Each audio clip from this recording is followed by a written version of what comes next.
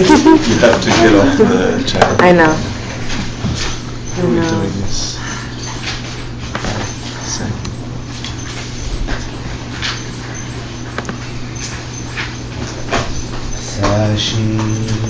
Ukis Geshe Tokcham Riravling Shin Embodies Sangha Shindu Miteruargi Jokun Namda Shinna Juparsho Iyam Guru Atmamandalakam Niryatayami Sangye Jidam Soki Choknana Chanchu Bardu Dakni Gyapsuchi Daki Jinye Gipesonamki Drola Penchir Sangha Driparsho Sangye Jidam Saki Choknama Chanchu Bardu Dakni Gyapsuchi Daki Jinyen Gipesonamki Drola Penchir Sangha Driparsho Sangye Chidam Saki Choknamla Chanchu Bardu Dakni Gyapsuchi Daki Jinyen Gipesonamki Drola Penchir Sangha Driparsho.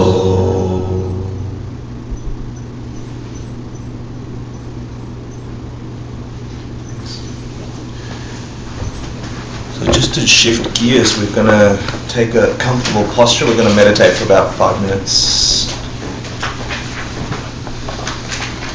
And before you go there, just think why you're here today.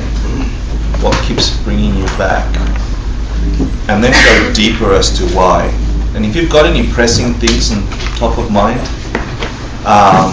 just leave them outside, because you can pick them up when you go out in 2 hours, and you can worry about them all again.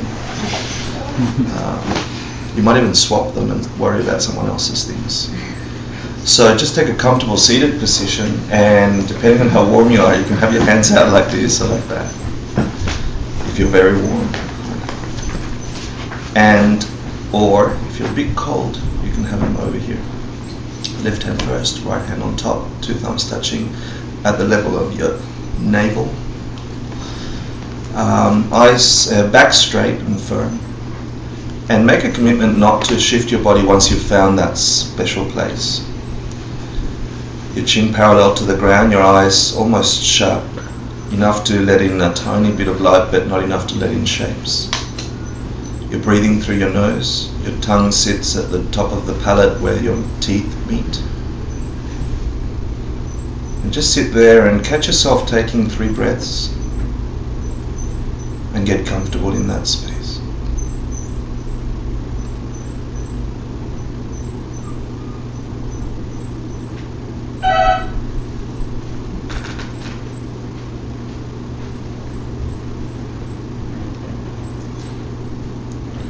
What we're going to do is try and focus inward. This is changing the way we're thinking about every day, and thinking about things, or catching ourselves thinking about things in a different way. So we're going to go to neutral. Don't worry about any distracting noises or other people's movements. They're all part of your reality, so that's what you're observing, how you respond to that. So they're all part of your experience. The first thing we're going to do is breathe up to 10, counting at 1. When you exhale through your nose and inhale, that's a 1. When you exhale and inhale, that's a 2. And focus the attention of your mind on the sensation of the breath as it exits and enters your nostrils. Sometimes warm on exhale, cool on inhale. And count up to 10 If your mind starts getting lost or distracted and you lose focus on the breath, start counting at 1 again. Try and get up to 10.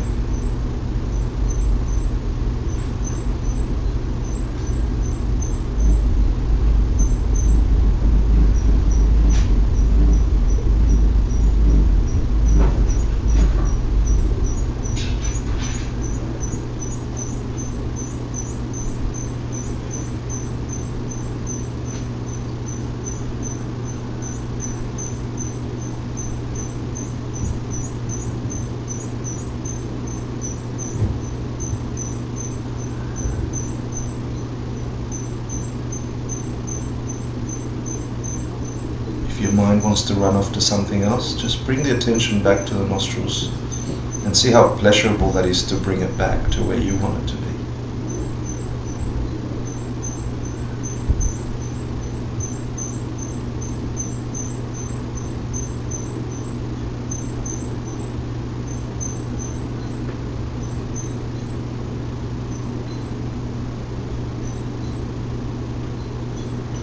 Now that our senses are shutting down, we're going to try and find that thing that interprets all the data that comes from our sight, our ears, our nose.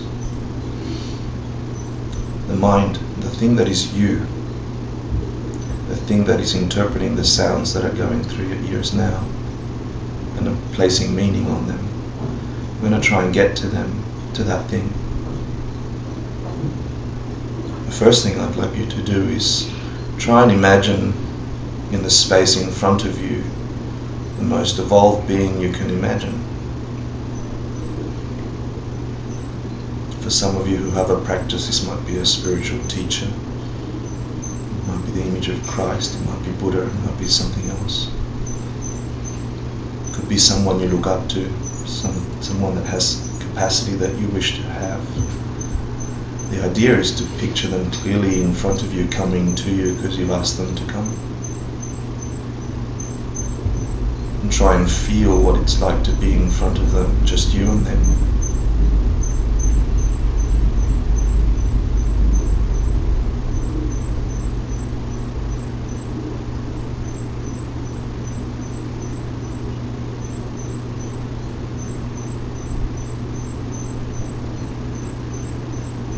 Now imagine some of their amazing qualities, the things you admire the most about them,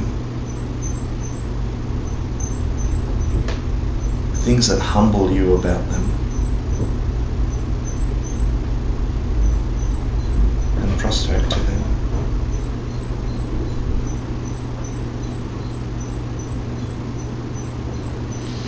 Now give them some offering. Something beautiful for their senses, something you wish that they could have and that would make them blissfully happy.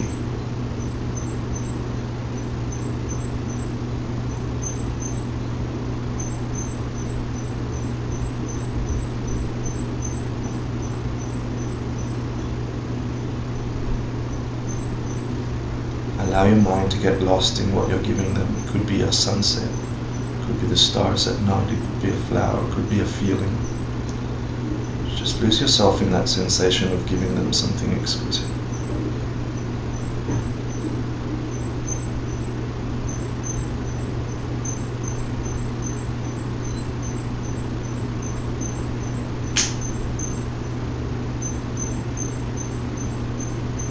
It's just you and them, and they accept and smile at you. They're happy with you and you are happy to be with them.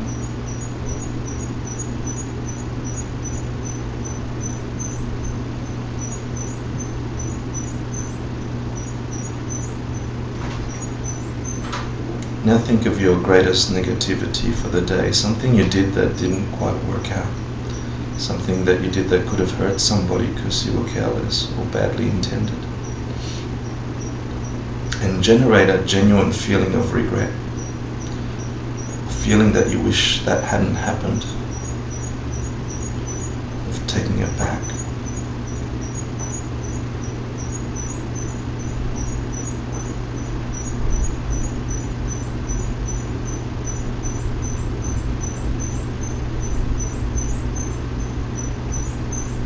A resolution to learn from that, and prevent yourself from doing it again or in the future or in some time. And promise yourself you'll do something to fix it.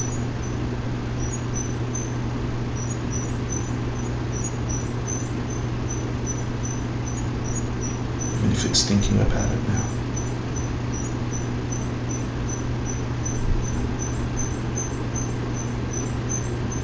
Allow your feelings to genuinely feel regret, as if you could take it back.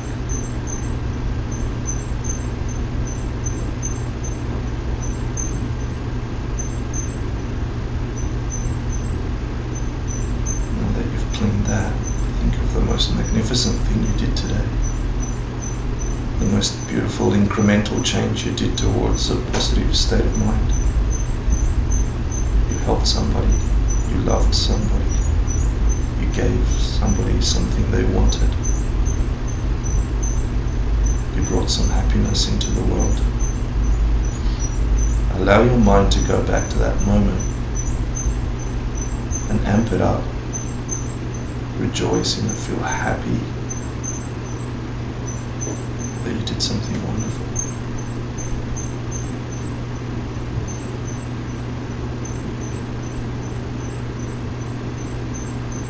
Be specific about it. Relive it in your mind.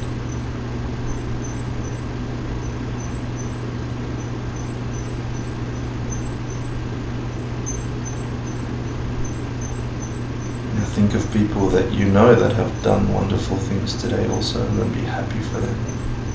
Imagine that feeling you just had multiplied by all the people that are doing good things around the world. And grow a feeling of joy for that.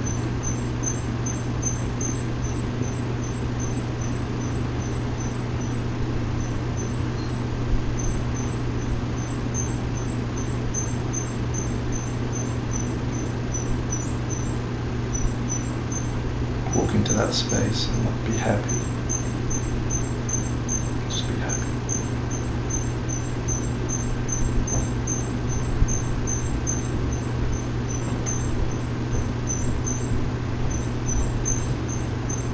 Now ask that being in front of you to please teach you at every opportunity, at every failure, at every success, at every turn, if they could just be with you and teach you, ask them to please teach you.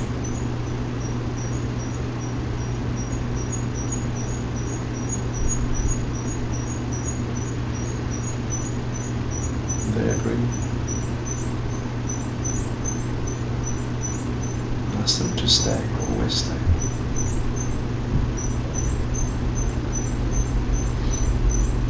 Until you reach a point where you've reached a state of enlightenment or the deepest happiness you can imagine.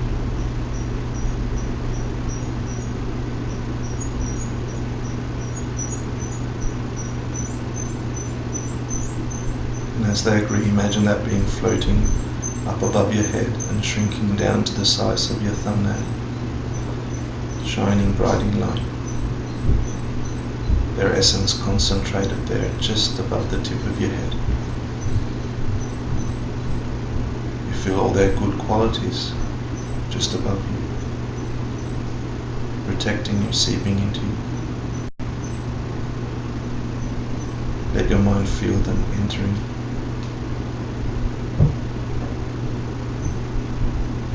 And keep them there just above your head for the remainder of the class. You can open your eyes when you're ready. Welcome everyone. Again, it's much nicer after the meditation than rushing through the door. I see some new faces today, so for those of you who haven't been here before, we're on class 3, are we? Yes. Of 5 years of courses. So sucked in. I mean, welcome. Has everybody done their quiz? No? Okay. So can you take 5 minutes to do your quiz? For those of you who have not done your quiz, do your quiz now. For those who are not doing your quiz, think of something you might like to purchase. No, just I don't know what you're going to think about. Just take a moment to really think, what if in the next 2 hours you find within yourself the capacity to find something that can really change your life? Because I'm going to do a bunch of blah blah, but you're going to do the interpreting of the blah blah, and I can't do that for you. So maybe you check your motivation and think what level of hope you have for a happy life while others are doing their quiz.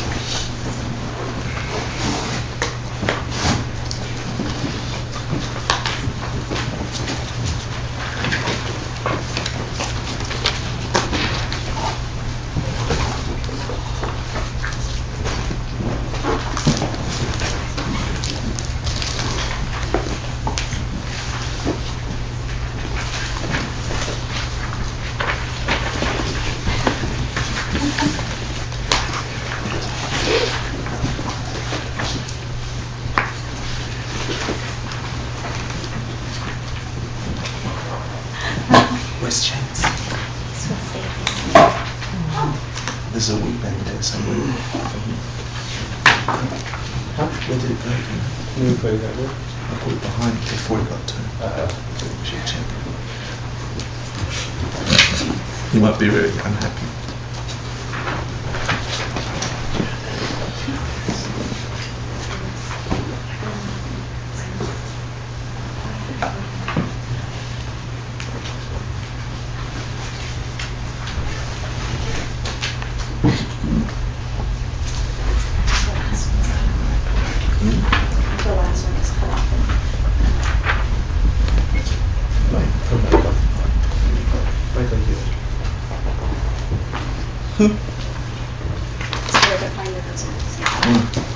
Amazing. Thank you. That's awesome.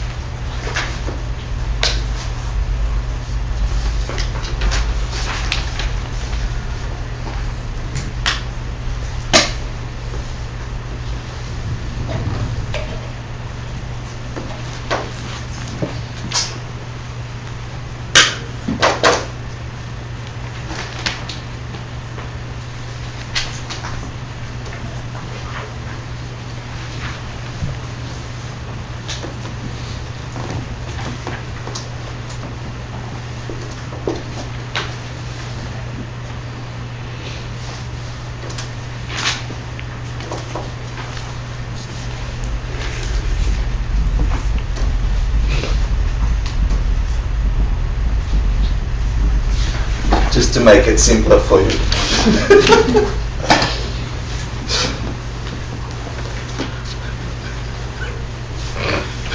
Sorry. It's a different organization of the same thing. Yeah. So just check the numbering if you're copying this down in Tibetan track.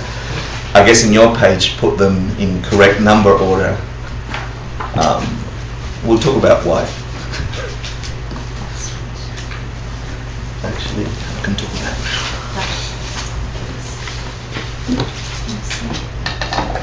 I think it's the first three.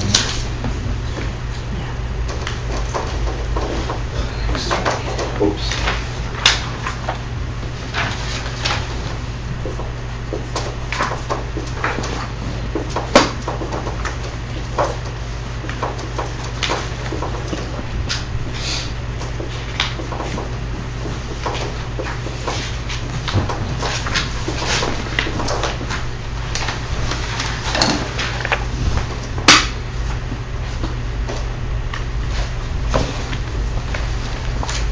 Okay, welcome everyone. If you haven't finished your quiz, there's enough time in the break. I need a break timekeeper because I'm really bad at it. Who's going to do that? Good on you. So we'll try and do a break at 8:45. Yeah. Okay. Before we do a break, because it's class 3, and we're going to settle into the people that are really committed and really want to learn, yeah? And some new people will keep coming probably until class 6, I'd guess, or something like that, before we start losing track of what the hell we learned on class 1, right? There's a bunch of things. So if you can imagine like a big fishing net, what we did on class 1 is we tried to get a collection of ideas in our heads. What we did in class 2 is we got those ideas and a bit more. What we're doing in class 3 is doing again. And by the end of the 10th course, you're going to have a summary of ideas in your head which are the utter and total foundation of the rest of the 5-year course. And if you want to know what the hell Buddhism is, not the ism, but what it is in your heart, you need these foundations. That's why we're learning this book that we're learning today, these 10 days. Because they are the very foundation of every single idea in Buddhist thought. And like I said before, Buddhist thought is not an academic thing. The point of it is to shift your life utterly and totally from a state of suffering where things don't work, the jobs don't work, the girlfriends don't work, things keep breaking, to a point where things don't break anymore and everything your mind experiences is utter and complete bliss. That's the point. There's no other point for doing it. And then your level of belief about that, if it's anything like mine, you're in for a fight, which is good. But there'll be signs along the way as you put that net through your mind and you sift through the stuff you catch. And there'll be some golden nuggets and there'll be some amazing fishies and you'll go, wow, I didn't know I had that one. And then all the crap fish are there as well. And you get rid of them and you keep the golden fish. Yeah. If you actually do from the intellect to the practice, from the intellect to what do I really think about this? How do I really feel about my life changing from crap to good? We all want it, you see. Everyone wants some happiness. That's why we're buying chocolate. That's why we're having sex. I can say sex because he's not here. Sex. That's why we do stuff. That's why we come here. And sometimes coming here is just like going shopping, it's just like getting new clothes, it's getting a new job, it's getting a new girlfriend, it's getting a new blah, blah, blah. We want happiness. But do we really believe we can be happy? Utterly and totally. Yeah? This path, if you get it in your heart and you start playing with it as a thing that can manipulate who you are by your choice, then you can transform. That's what it's saying. That's the point. Yeah? And I hope that you get to see some of the things that are possible as you do this. So, right. It's a bad start, Hector. So, a couple of things from homework last week and assignment. Some of you had to memorize this thing if you want to read your homework and quizzes. Yeah. It's a really good thing to try and figure out that thing because it's another thing that will stay. It's actually part of the handles for that net. Yeah, it makes that net strong. And there's reasons for it, and it's too early to talk about them. Then there's this stuff. That'll come next week, you'll remember that.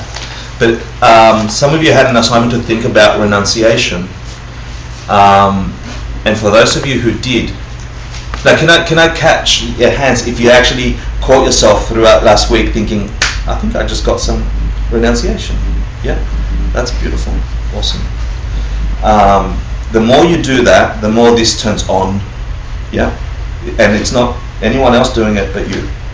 So I need to check that the net that we're dragging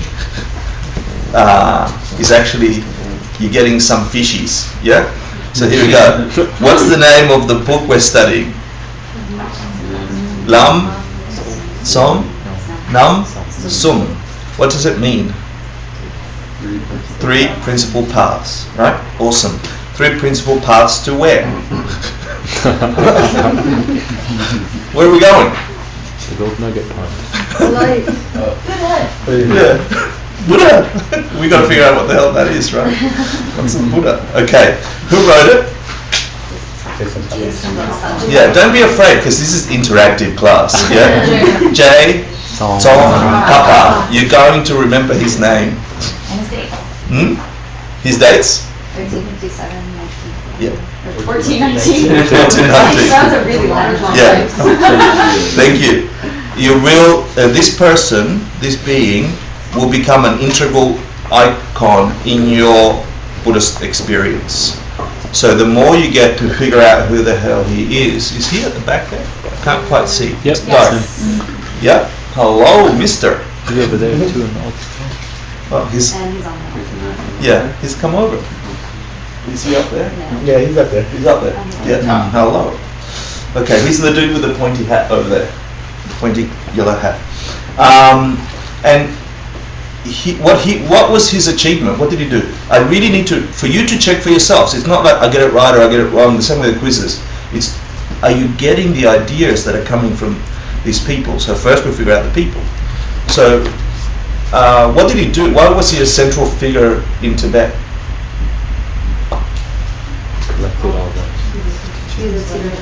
Yeah, he got a bunch of teachings from all the lineages of Tibetan Buddhism at the time who were all over the place, and he actually organized them in a way that made you progressively rise through step by step the lums, the paths, step by step from being a schmuck to being a totally enlightened creature that can see, that can have utter and complete bliss. No, I wish I could tell you how crazy it sounded when I first heard it, right? I'm like, yeah. But I wanted happiness too, right? So I kept coming to hear it. And I'm hearing myself telling you about it, and I see the person that I was back then transformed from a person that had these ideas as thinking, that's impossible, you can't really get happy, but I'll have my alcohol and my weed and whatever, and that'll get me happy. I'll have some more. That'll get me happy. I'll have some more. That'll get me happy. And to realizing that you can actually get a sensation of happiness that was sustaining and long term. And it took a while, so I hope you get it. So, whose commentary are we reading? Pabongka Rinpoche, who's the dude, is he there again? Yeah. Yeah. Pointy hat over there. Thank you very much. His dates? 1878, 1841. Right. It's the academic side is only just the beginning, right? I'm telling you this stuff because you've got to remember these figures. Pabongka Rinpoche, as Je Tsongkapa, would have heard these Buddhist teachings for the first time at some point in their human lives, like you, sitting in the room today, like me, sitting in the room with Geshe and Michael. At some point, they sat there going, like you're doing. Do you see what I mean? And at some point, they would have said, can I turn this into something? And at some point, they said, I actually have learned it up here. And then at some point, they said, I can try it in my life. And then at some point, they got together with a group of people and they showed them how to do it. And then at some point, something turned on inside them and they became great teachers. And more. And it begins at every human life at some level. At some level, you have to figure it out. Nobody else is going to figure it out. There's no bonging on the head that says you get it. You have to do it. It takes some commitment. The same commitment that it takes to go and seek all those nominal things that we look for happiness. Yeah. So that's why I'm telling you about Je Tsongkapa, Pabongka Rinpoche, Trijang Rinpoche, and all the other people that all the Shays, Che Guevara. I love my jokes. Thank you.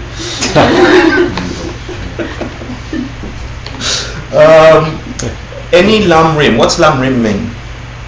Steps on the path. Steps on the path, right? So any lamrim is divided into three basic, forms. What are the three forms that are always in every lamrim? Lower capacity, those for lower capacity, those for medium capacity, those for greater capacity.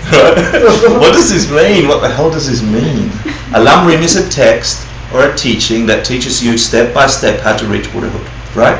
And there are lamrims, or all lamrims have these three things, right? They teach people of lesser capacity, which means, what are those people? Escaping the life spirits. Yeah, some people in Tibet and India at the time believed in the idea of reincarnation, and so their sole motivation for getting any kind of spiritual practice or realization in their heart was, shit, I don't want to be born in hell. That's it, you know? We have a bunch of that in Christian world as well. You know, I don't want to go to hell, so I'll be a good Christian. Go to church on Sunday. I was one of those. Go to church Sunday, be very nice to the priest, and then go home and be a naughty brat. I was lesser capacity. You see, it's got nothing to do with Buddhism. It's got to do with your motivation as a human to make effort in any way. What's medium capacity? Liberation for self. Yeah. You realize the world is suffering. Doesn't matter. At some point, you're going to get all the things that are hitting you in the head and realize that the world as we live in don't work. Because everything we try and get breaks. And everything we have goes away. At some point, you're going to get that here. I don't know. I mean, I haven't got it all yet. I get, but I still grasp at things thinking they're going to make me happy. At some point, you realize that things here don't work. And so you say, I'm done. I want to figure out how to get out of that. Stop that from happening. For me. I don't want to hurt anymore. I'm sick of getting another girlfriend, another boyfriend, another car, another job. Yeah, and then you have a friend who moved houses for the 5th time or something, and he's like, I'm not putting any paintings up because I'm going to have to pull them down. And then he didn't want to do the dishes. So he said, if I clean them, they're just going to get dirty. So he was medium capacity because he just wants to figure it out for himself. Yeah. Hi, Ellen. He's watching in Australia. Yeah. Medium capacity is, I'm sick of that. I want to figure out. Thank you very much. I want out. For me, I want to figure out a way that permanently stops that from happening. And that's it. That's medium capacity. And those people reach nirvana.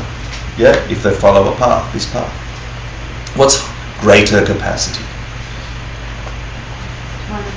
Be careful here how you answer, because once you get to know Buddhist paths, you tend to think of that as a thing. Okay, so be careful how you answer in your heart. What's greater capacity? Greater capacity is Buddhahood.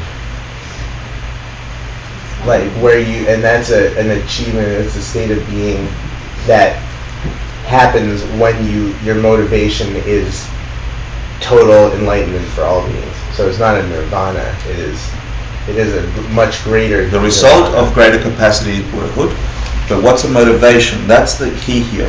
Yeah. For the benefit of all beings. Right. Yeah. But I'm not that yet most of the time. I had to work, and I'm still working at that. Yeah? Woohoo, should we throw pedals in?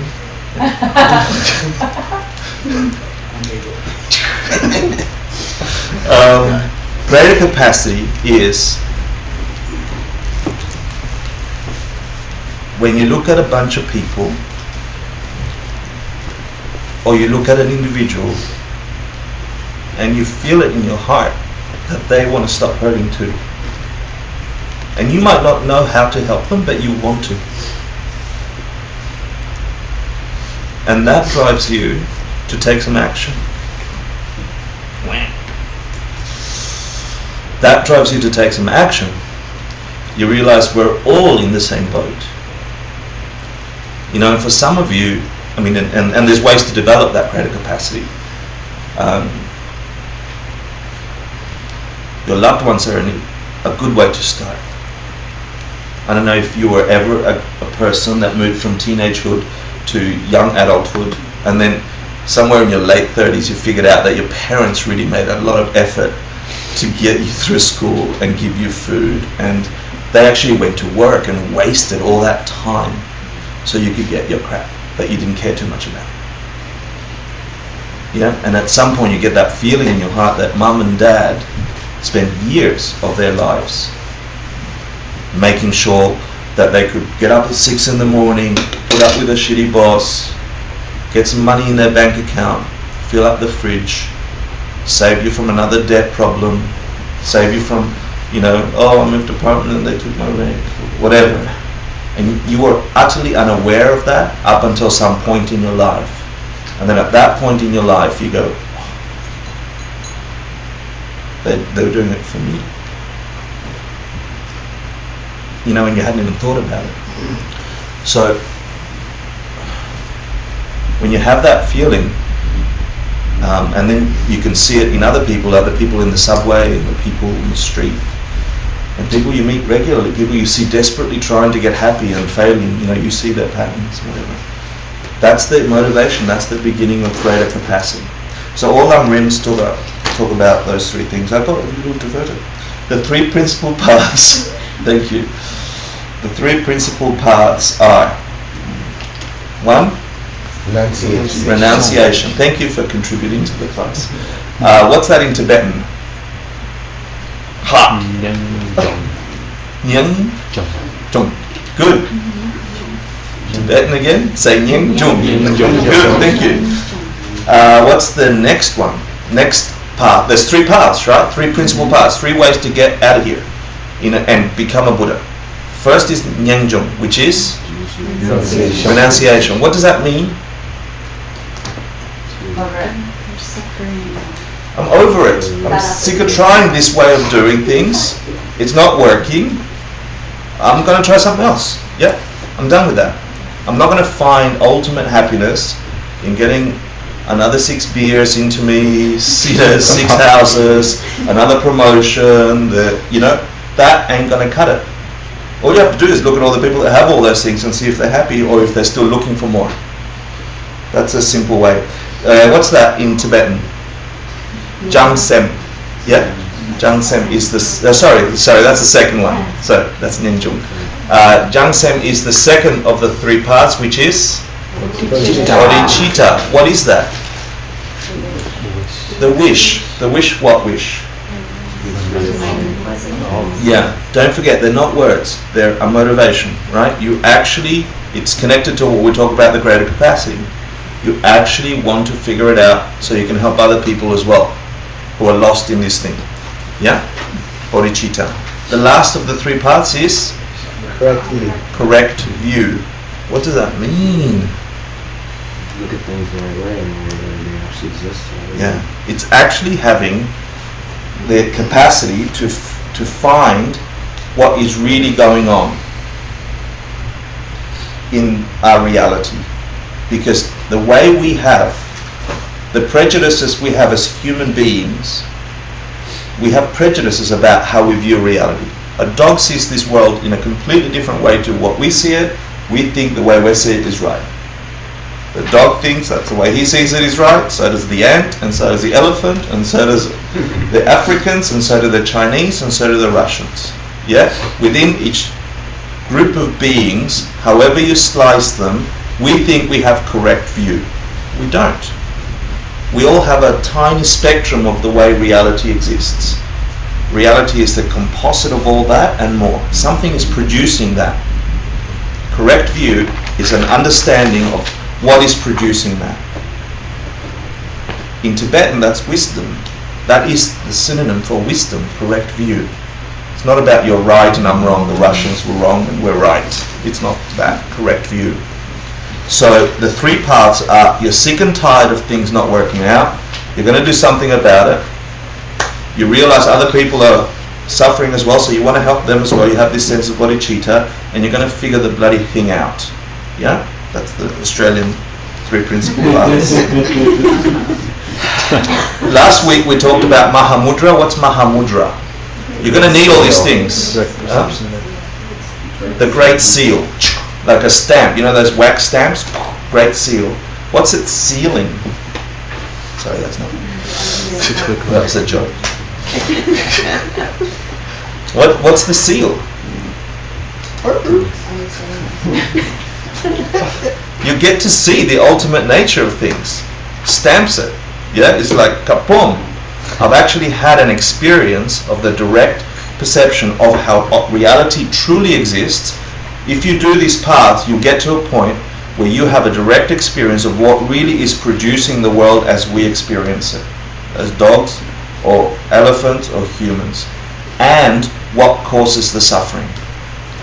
And if you figure out that mechanic that sits behind the way things appear to work, then you could turn the key and make it go the other way. What's upside down becomes right way up. Ignorance becomes wisdom. Yeah? If you figure out the stuff not working, why? Because you figured it through these paths, you will get to a point where you can have a direct perception of how reality truly exists, not our spectrum of it. And if you could see the functioning of reality, then you find the key how to change it. Turn pain into bliss. They're doing the Great Seal. In the sealing.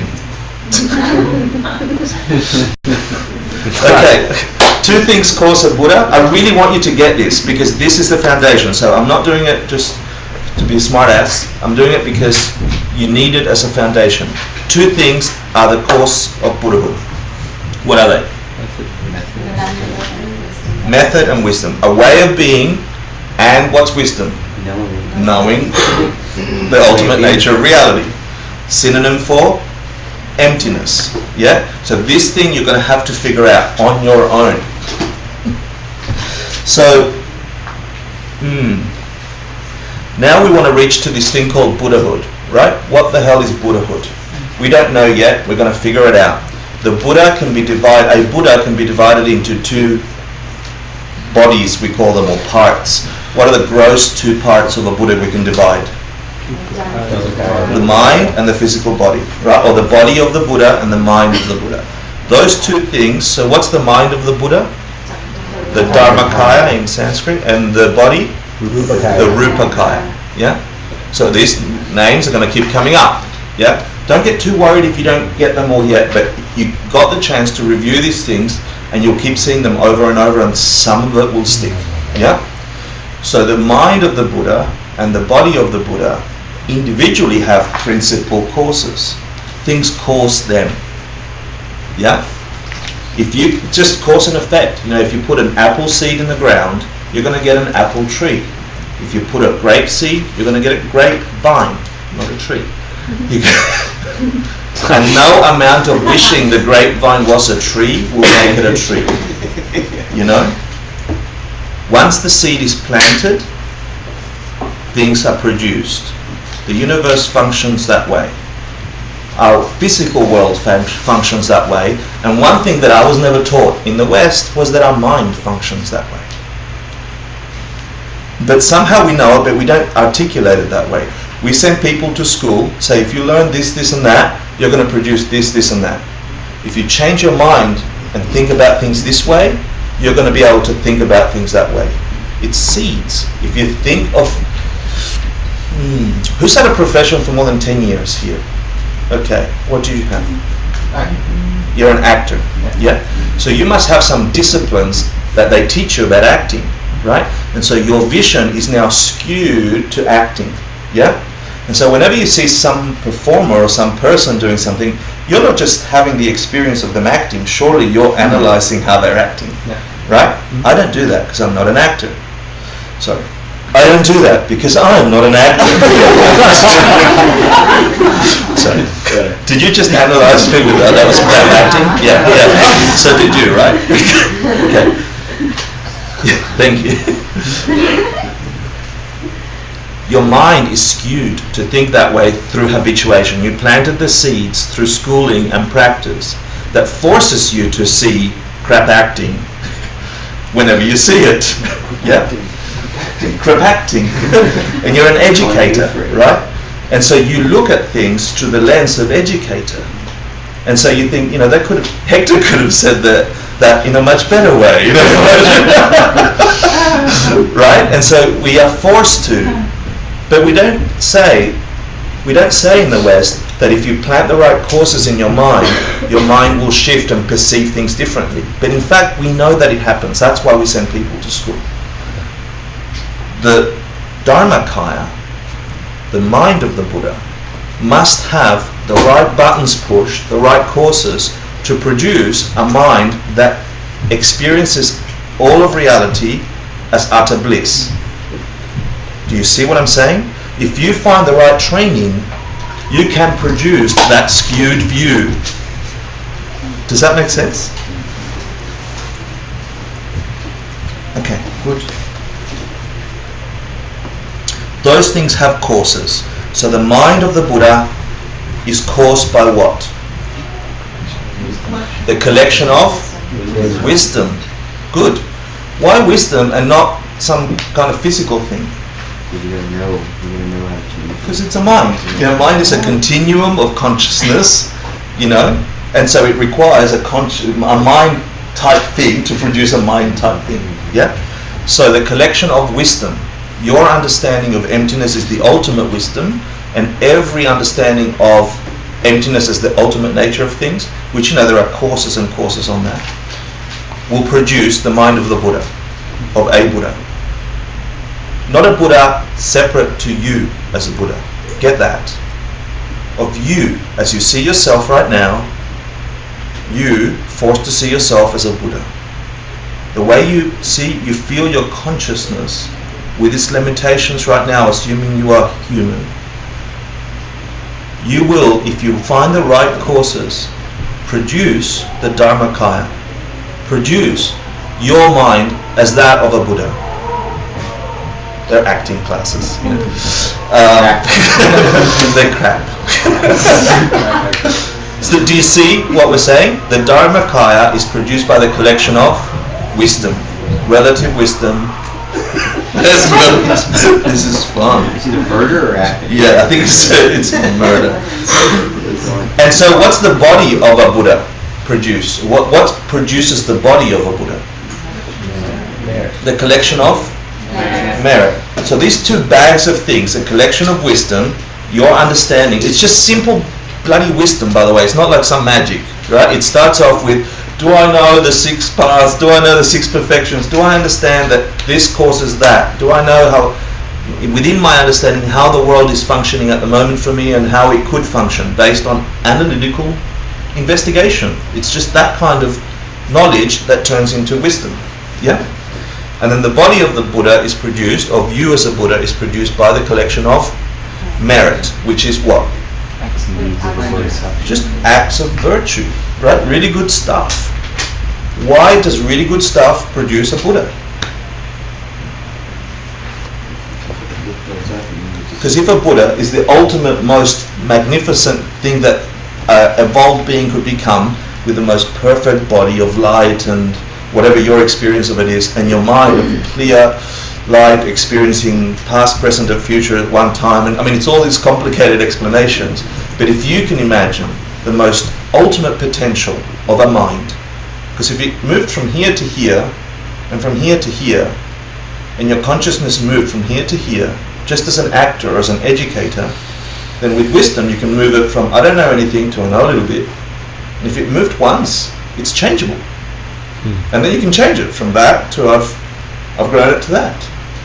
It's totally logical and totally possible to shift a human mind to a mind of an enlightened being. These are the paths to that place. The same for your body. This is not your body. You don't own the bloody thing. It doesn't look anything like it looked a year ago or 5 years ago. How could you say it's your body? Whose body is it? Why did it change? If everything has a cause, something caused it to change. You've got no bloody idea why it's changing. We just accept that it's changing. But if everything has a cause, something made it change this particular way. Every now and then I look in the mirror and I'm not so fat. But I was so fat the day before. Something changed in my mind to be less fat, even though I had a hamburger. Do you see what I'm saying? Every now and then you look at your body and you like it. And every now and then you look at your body and you hate it. You have no control of that thing at the moment. This is saying you can have control of how you experience that. Because, like acting training, or like education training, or any other training, you can plant the right seeds to get your great tree. Woo. That brings us to today. Is it 8:30 yet?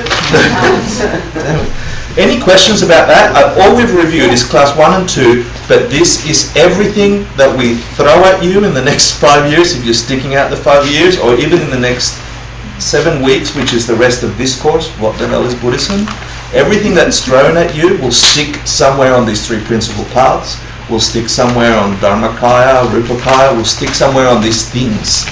So if you're going to get anything at all, get those seeds in your mind.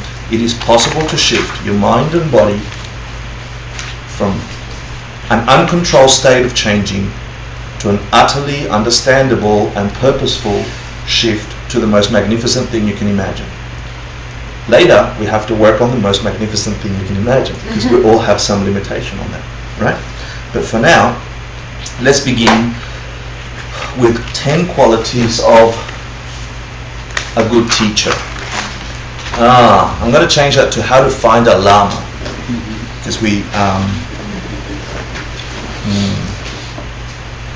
how to find a Lama. Why is that even important in the whole idea of what's Buddhism? I mean, it was one of the most annoying things for me. I mean, I was so annoyed the first year of studying Buddhism because they didn't get to the point.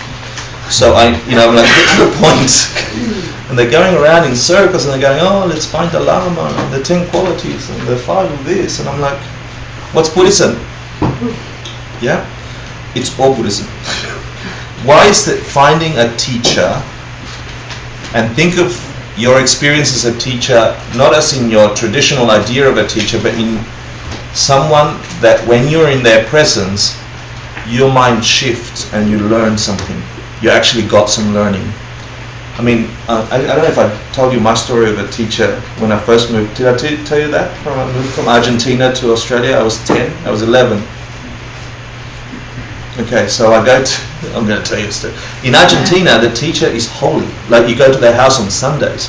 Your teacher is like your family, next to your aunt or mum or something like that. Right? Exactly, you know. And we don't have that in the West. Yeah. No, but in third world countries where they've got nothing else to do, they think that no. In Argentina, then a teacher. Well, that's the thing. You get free meals at school, and you get free meals at your teachers, and you know, you connect as a human with them. You build friendships over lifetimes with your teacher, just your school teacher. Why? Because they change your mind. They give you the stuff that lets you become an adult. They teach you how to act, how to educate, how to do programming, how to do pickpocket. Yeah, how to pickpocket. No, but even there's a reverence about them. So I had this reverence as an 11-year-old, and I spoke Spanish, and I got to Australia and I spoke no English. Like I told you, I was an idiot. And I get there and they dump me in a class. And the teacher starts teaching and writing. And I'm in 6th grade, and I say to the guy who I'm sitting next to, who's a Chilean guy who was an expert at English, because I wasn't. He'd been there all of 3 months, so his English was perfect. I say to him, how do I tell her that I want to learn, but I don't know how, don't know how to speak, but I want to learn. Because I want to prove that I'm a good student, I want to be invited to her house on Sunday, because I'm an idiot. Yeah. More like an idiot savant, without the savant part. So he tells me in his broken English. So I practice it and I put up my hand, this is my first English words in the classroom, and I say, Miss F off. Comes out of my mouth. The first English words in the classroom. Yeah, 11-year-old little migrant. Yeah, and the reaction on her face is so horrid And all the Aussie kids, you know, were licked by the beach, so they're all surfer kids, you know, all blonde, blue-eyed, and I'm that little dark thing, you know. And they're laughing and laughing, and instantly I think I said it wrong. You know, like I must have said it wrong. Lucky I didn't say it again and again and again and again until I tried to get it right. Because she dragged me outside, and I remember to this day her finger in my face going, no good, no good. I'm looking at her finger going, what? Is it the accent? You know, like I couldn't figure it out, and then I got it. It wasn't what I was supposed to say. It was no good. You know, I understood what she was saying to me. So I utterly disrespected this person. You know, and it broke, something broke in me that day. You know, when that, I mean, I bashed the kid later and I got into a big fight and whatever. But something broke in me, this belief, this idea about the teacher being all special, you know, because they were poking fun at her. You know, and so it was like, as an 11-year-old, I was like, yeah, I'll play that game too, you know. So then we started playing fun over the guy that had the comb over, and, you know, all the other teachers. By the time I got to be there for 3 months, I was looking for the next new migrant, you know. So,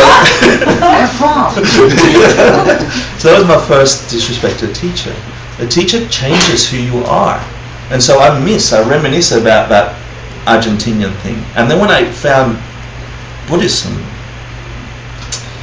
as a thing to resist, I realized, well, I didn't really realize, not for a long time, that the very special qualities that it takes to have somebody give their time to you so you can become a better human being.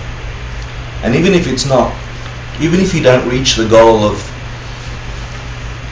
perfect enlightenment for the sake of every living being, you will be affected by Buddhist teachers, or any teachers really, that give of their time to you. So this is the Tibetan list of what we should look for in a teacher. Because if you choose the wrong teacher, the pickpocket, they might teach you things that might not lead you to happiness. Yeah? So it's important to know before you take on a teacher, as revered as that they should be, because they can get you somewhere extremely special, you should check that they can get you there.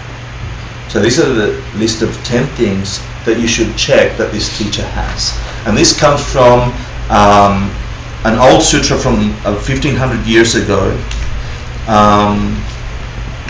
by a Sangha, master of Sangha, for those of you who want to figure out who these people are.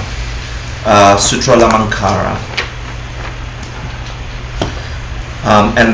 And the commentary, the ideas that I'm going to share with you come from Je Tsongkapa's Lamrim Chemo, the big text, the magnificent text, perhaps the most exquisite text in Tibetan Buddhist philosophy, or the most important text, because it contains all of Buddhist thinking. So the importance of finding the right teacher for you is paramount. If you just go to any class and you go and turn up to every class, or you go and turn up to any, I don't know, initiation that people are giving or the rest, you're totally open to getting whatever you're going to get.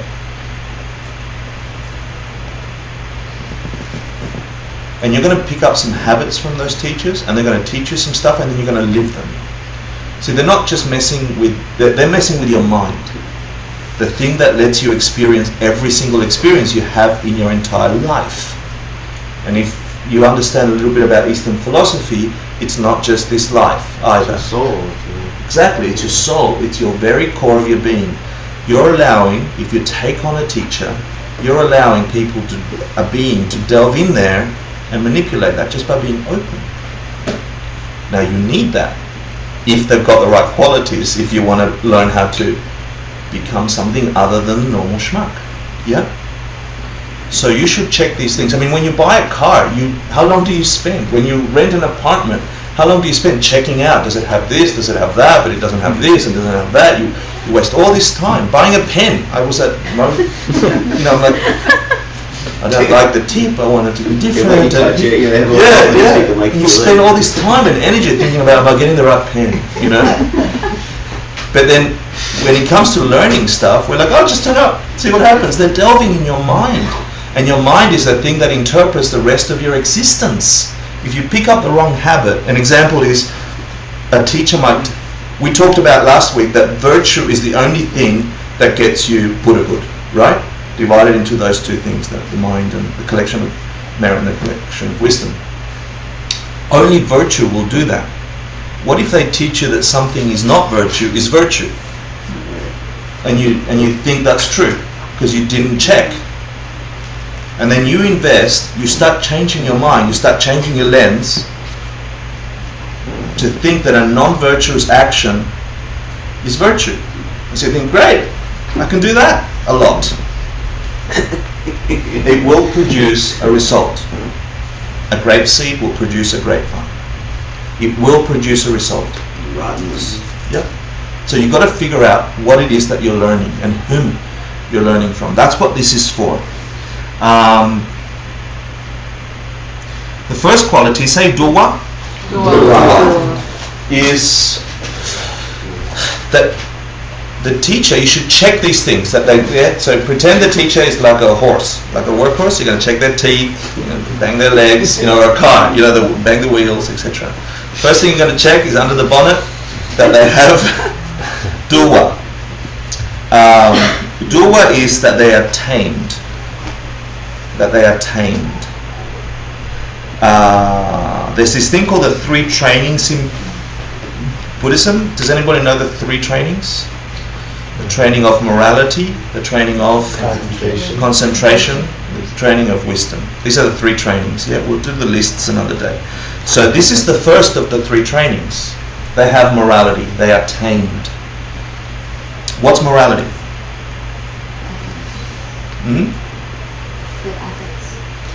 Morality. We talked about it last week. It's the simple 10 virtues. The plain old respect life, respect other people's belongings, tell the truth, don't steal, etc., etc., etc. Right? They're actually in the other room. Someone had listed them in the other room. They sound boring. I want to be nice. Yeah, I have to be nice. If you get the right teacher, then you can work around that. Well, that's the trick. That's the trick. Some people say that. What happens to crazy teachers that teach people? You don't have to worry about that one. It's not a big deal. You really should check the teeth. Yeah. Seriously, if virtue produces Buddhahood, remember we talked about it last week. The only thing that will produce the collection of merit and the collection of wisdom, and therefore produce the body and mind of an enlightened being, the most ultimate perfected thing you can be, must come from a goodness. You can't put crap to produce good. You can't put apple seed and expect pears. It's just like duh. Yeah? But because it's duh, we think, it's got to be more complicated. Maybe I can weave my way around it and do this and that. The only thing that will produce goodness is goodness. What's goodness though?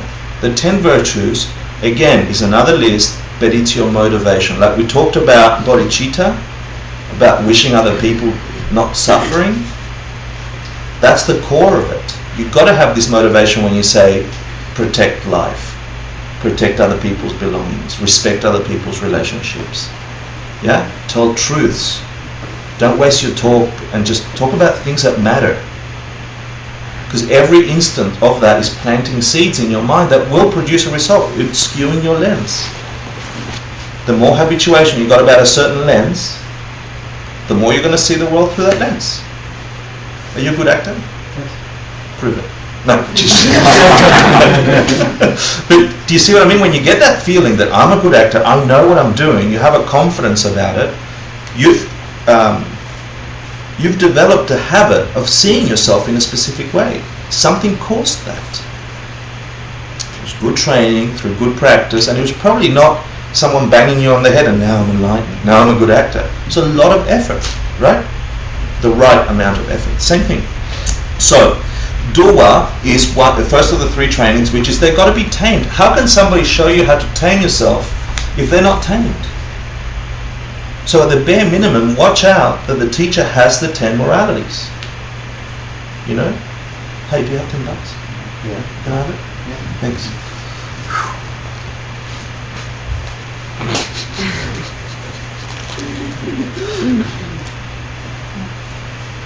Do you have 20? Mm-hmm. Awesome. Yeah, just make sure they got 10 rows. Thanks. Was that good acting? No.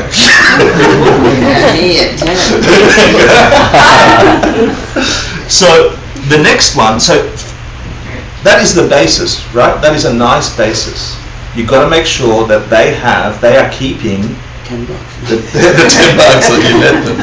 The next one is Shiva. Say Shiva. Shiva. Yeah, and it means, this is the second of the three trainings, which is meditated concentration. They have concentration. They have the ability, or they're called at peace. They're at peace. Yeah. P-A-C-E.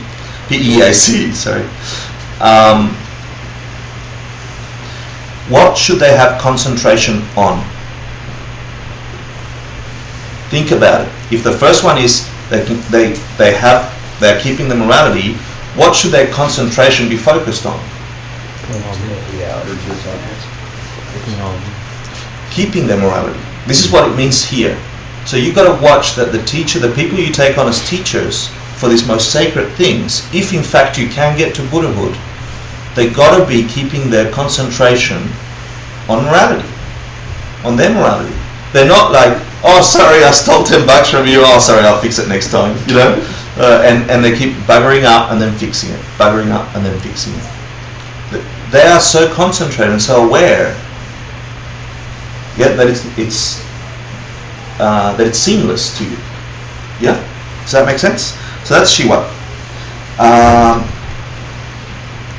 So their awareness is on what they say and what they think and what they do, the three doors of action, things that produce karma, what they're thinking. They just have that awareness about just keeping good morality. It's simple and basic. So you've got to watch out for that. The next one, say Nirshiva. Nirshiva. That means high peace, or the third of the three trainings, which is wisdom. Now here, it's a slight slant on wisdom. They must have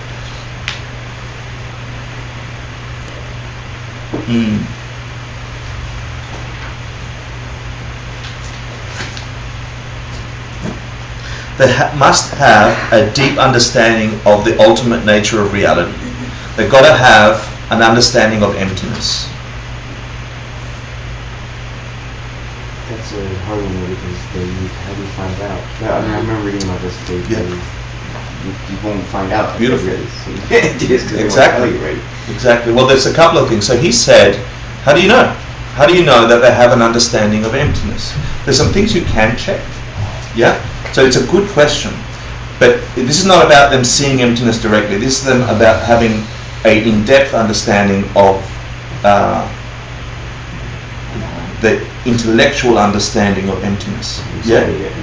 Yeah. Do they a couple of tests about understanding emptiness, or whether people teach emptiness, is whether or not they teach it in isolation. I was really fortunate enough to have my dad be a crazy bastard and teach me emptiness when I was really young. But he taught it wrong. He would say to me, nothing has a nature. Things don't really exist, in one sentence. Therefore it doesn't matter. And he used to say this. He must have heard it somewhere, it went into his head someplace, but I was really fortunate to hear those words as a child, but I was also unaware that he was teaching me the wrong thing. Yeah? So if a teacher says to you, things are empty, they don't have a nature, so it doesn't matter, you can do the hell you want. Yeah. You know that there's something fishy. Because doing everything you want won't produce ultimate good. Because some things you want are very selfish and negative, and yeah. So you got to watch out for that. That's one way of checking if their understanding of emptiness is good. The other way of checking is if they talk about emptiness in isolation, or they talk about emptiness with karma. Yeah, karma and emptiness. They can't be talking about karma without emptiness, and they can't be talking about emptiness without karma. Yeah? When you read the 14 verses, you'll see towards the end of the 14 verses that these things, for you to get to a place close to Buddhahood, before you jump into Buddhahood, you must have these things like two sides of the same coin. They cannot be separate in your mind. Karma, which is cause and effect, that's all it is. Cause and effect, cause and effect. Whatever you do will produce a result of the same flavor as what your action was. Yeah, karma. Cause, effect, that's all. That only works because things don't have a nature of their own. I can't go into depth about it at the moment because we need to build a foundation. But that's another way of checking that if they have an understanding of emptiness, they must talk about it in relation to karma. Yeah? So that's a couple of ways to discuss, to check. So you have the first three, which are not, they're in order, Duwa, Shiwa, and Nyashiwa. And these three, yep, thank you. 1 minute, and I'll cut here. Are mental qualities of your Lama or the teacher. See, they're about their mind. They're about, that's why I changed the division later. So the top three are about their mind. Yeah? So they have the three trainings. They have, what are they? Morality. Yeah, they're doing good things in the world. They're tamed. They're control of themselves. They're not wild creatures like we're all born over here. Yeah? They're behaving that way, and they have concentration. They're keeping that morality. They're keeping that state of being, that containment. You see them. You respect them for it. And the last one is, they know, at least intellectually, what's happening. They understand the nature of how things are appearing at us, why things are causing us to respond to them in a specific way. They have some depth, hopefully more than you, about what this is. With that, let's take a 10-minute break, eat, drink, get cool, because it's a bit warm in here. We turn these up? Yeah, I think we can. Yeah, good idea. And come back at 5:02, please. Thank you. I think I'm okay. Birdie, Yes. can I give